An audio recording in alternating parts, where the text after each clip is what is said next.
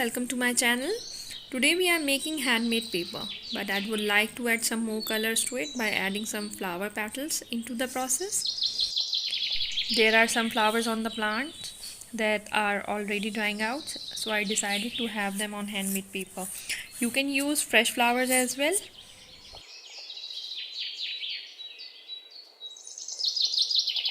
Here we have paper soaked into water for more than 24 hours. I have used pages from old school exercise copy, toned down the papers into pieces, and for a smooth paper surface, soak them in water for a longer period of time. Transfer the soaked paper pieces into the blender. Initially I haven't added much water, but it makes it harder for blender to work, so you have to add small amount of water and also keep on stirring it time to time. At this point I have also realized that paper pieces are relatively large in size. So when you are making handmade paper, make sure to turn paper into smallest pieces possible.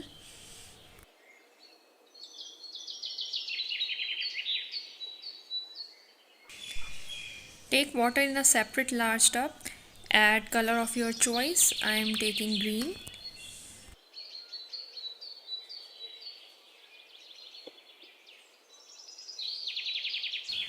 At first I added only half of the paper pulp.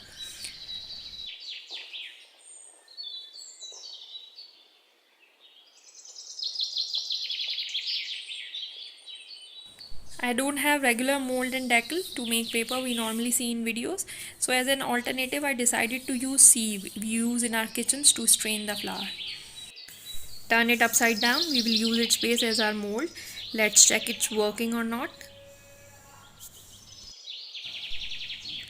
Yes guys, it is working. I'm really happy to see the result. The pulp is equally spreading on the surface. Now let's try it with some flower petals. Dry the excess water with the help of a sponge. My first attempt is not really impressive, as I think we need to add more paper pulp. After adding the pulp, I'm gonna repeat the whole process again, then we will see the results.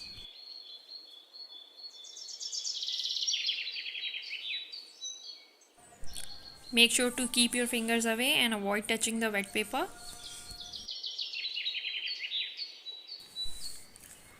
This time I'm really happy with the results. Look at the thickness of the paper and the color.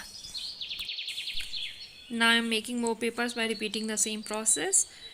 Then we will leave them as it is until they are completely dry. For safe side, I'll let them dry for about 10 to 12 hours.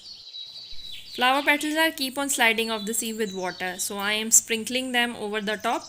Let's see how they will come out. Instead of using a sponge, you can also use towel to dry out extra water.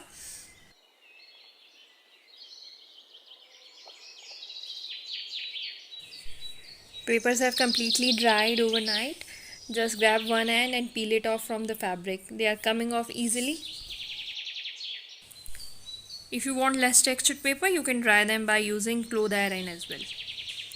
It will also lessen the thickness of the paper.